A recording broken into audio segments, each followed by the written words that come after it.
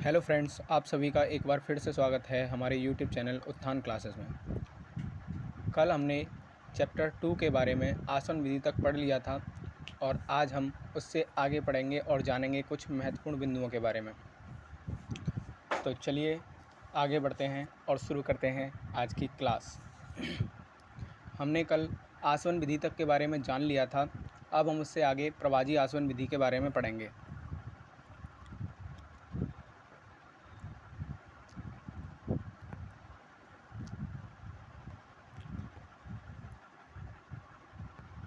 प्रवाजी आसवन विधि, ये जो यहाँ पर डायग्राम दिखाया गया है, ये प्रवाजी आसवन की विधि यहाँ पर संपन्न हो रही है, जो आपको चित्र के माध्यम से दिखाया गया है। अब जानते हैं प्रवाजी आसवन की विधि के बारे में। प्रवाजी आसवन विधि आखिरकार कैसे संपूर्ण होती है और क्या होता है उसमें। तो उसमें से चलने से पहले मैं आपको ये चित्र के बारे में कुछ बता देता हूँ, जो कि आपके लिए बहुत ही महत्वपूर्ण है, क्योंकि बिना इसको समझे आपको कुछ समझ में नहीं आएगा परिभाषा की दृष्टि से भी। तो चलिए मैं आपको बता देता हूँ। यहाँ पर एक स्टैंड लिया हुआ है। स्टैंड की सहायता से, ये स्टैंड है, यहाँ पर एक क्लैंप लगाया गया है, जिसकी सहायता से यहाँ पर प्रभाजी कॉलम को जोड़ा गया है। ये प्रभाजी कॉलम है। नीचे एक बर्नर लगाया गया है। बर्नर के ऊपर आसवन फ्लास्क को रखा गया है, जिसमें आपका मिश्रण भरा हुआ है, और प्रभाजी आसवन फ्लास्क के कॉर्क की सहायता से प्रभाजी कॉलम को जोड़ा गया है। ऊपर कॉर्क की सहायता से यहाँ पर थर्मामीटर लगाया गया है। जो आपका प्रभाजी कॉलम है, उसमें से एक नली निकाली गई है और वह एक अलग फ्लास्क से जोड़ी गई है, जहाँ पर हम शुद्ध द्रव को एकत्रित करेंगे। तो जो निर्गत नली है, उसके ऊपर जल निर्गत का एक पॉइंट दिया हुआ है और एक उसके ऊपर जल संगणक भी लगाया हुआ है। चलिए ठीक है, ये सब चीज़ें आपको पता लगी हैं। उसके आगे बढ़ते हैं और मैं बीच बीच में आपको बताता रहूँगा कि ये कैसे काम करता है। चलिए आगे बढ़ते हैं। प्रभाजी आसवन विधि, यह एक औद्योगिक प्रक्रिया है जिसके द्वारा किसी मिश्रण के अवयवों को एक दूसरे से अलग किया जाता है या फिर पृथक किया जाता है। यह आसवन की एक विशेष विधि है। उदाहरण के लिए हम पेट्रोलियम से पेट्रोल, डीजल, केरोसिन व अन्य घटक इसी विधि द्वारा पृथक करते हैं। चलिए चलते हैं और आगे बढ़ते हैं कि पता करते हैं कि यह कैसे काम करता है। जब हमने अभी आसवन विधि में पढ़ा था कि जब कोई मिश्रण ऐसे पदार्थों से मिलकर बनता है जिनके क्वथनांकों में अंतर अधिक होता है, तो पृथक्करण के लिए हम साधारण और आसवन विधि का प्रयोग करते हैं। लेकिन जब किसी मिश्रण के पदार्थों के क्वथनांक में अंतर कम होता है, या फिर यूँ कहें कि क्वथनांक का अंतर 25 केल्विन से कम होता है, तो मिश्रण के पृथक्करण करने के लिए प्रभाजी आसवन विधि का प्रयोग किया जाता है। प्रभाजी आसवन विधि बहुत हद तक आसवन विधि की तरह ही संपन्न होती है, अर्थात इसके मिश्रण को गर्म किया जाता है और एक निश्चित क्वथनांक पर किसी पदार्थ की वाष्प बनने लगती है, तो नली द्वारा इसके पात्र में जाने लगती है। मार्ग में ही इस द्रव को ठंडा कर लिया जाता है और दूसरे पात्र में यह हमें द्रव की अवस्था में प्राप्त हो जाता है। इस विधि में आसवन विधि से अलग यह होता है कि इसके फ्लास्क के ऊपर एक थर्मामीटर लगा दिया जाता है, जिससे हम यह देख लेते हैं कि इस ताप पर यह पदार्थ प्राप्त होने वाला है। मतलब किस पदार्थ पर क्या टेम्परेचर है और उस पदार्थ पर कौन से द्रव का किस पदार्थ का क्वथनांक होने वाला है, तो वही हमें प्राप्त हो जाता है। क्योंकि मिश्रण में उपस्थित अवयवों का क्वथनांक हमें पहले से पता होता है। साधारण प्रभाजी स्तंभ की एक नली होती है जो शीशे के गुटकों से भरी हुई होती है। यह गुटके वाष्प को ठंडा और संघनित होने के लिए सतह प्रदान करते हैं। यहाँ जो ये दिखाया गया है प्रभाजी कॉलम, इसमें शीशे के टुकड़े भरे हुए हैं, जो हमारी जो क्वथनांक होकर गैस परिवर्तित होती है, गैस में परिवर्तित होती है, वह उसको ठंडा कर देती है और संघनन में सहायता करती है, जो यहाँ से सीधा निकलकर यहाँ पर इसमें फ्लास्क में आकर द्रव की अवस्था में हमें प्राप्त होती है। चलिए आगे बढ़ते हैं और इन पदार्थों के भौतिक और कुछ रासायनिक गुणों के बारे में, हम परिवर्तनों के बारे में जान लेते हैं। अब भौतिक और रासायनिक गुण क्या होते हैं, रासायनिक परिवर्तन कैसे होता है और भौतिक परिवर्तन कैसे होता है, तो उनके बारे में जान लेते हैं। पदार्थ के ऐसे गुण जिनका हम अवलोकन कर सकते हैं, जैसे रंग, कठोरता, बहाव, क्वथनांक, द्रवणांक, घनत्व आदि भौतिक गुण होते हैं। या फिर सरल भाषा में कहें तो पदार्थ जिसकी अवस्था में रंग या बनावट में कोई परिवर्तन हो, परंतु कुछ समय या किसी प्रक्रिया के बाद उसे पुनः प्रथम अवस्था में वापस लाया जा सके, उसे भौतिक परिवर्तन कहते हैं। जैसे लोहे की छड़ को गर्म करने पर उसका लाल हो जाना, परंतु कुछ समय बाद ठंडा होने पर वह उसका रंग पहले जैसा हो जाता है।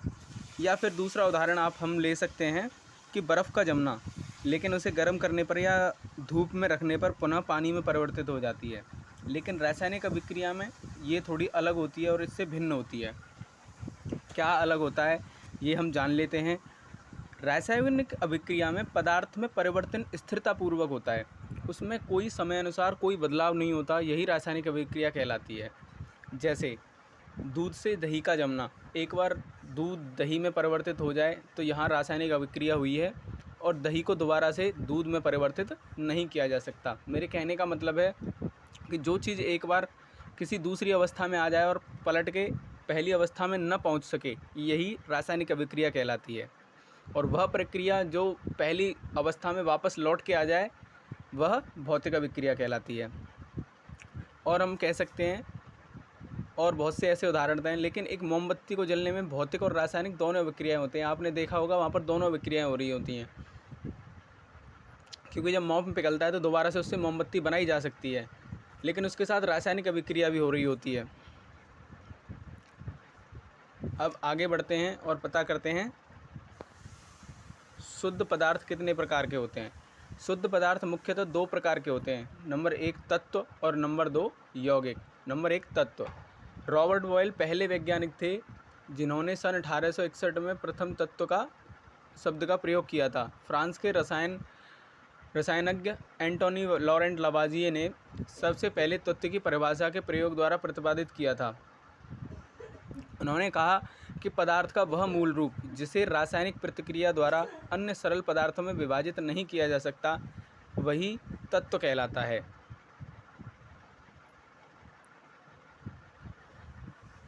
तत्व को हम 3 भागों में वर्गीकृत किया जाता है, धातु, अधातु और उपधातु। धातु और अधातु में कुछ अंतर होते हैं, मुख्यतः उनके बारे में हम जानेंगे कि उनमें क्या अंतर होता है। पहले हम जान लेते हैं धातुओं के बारे में।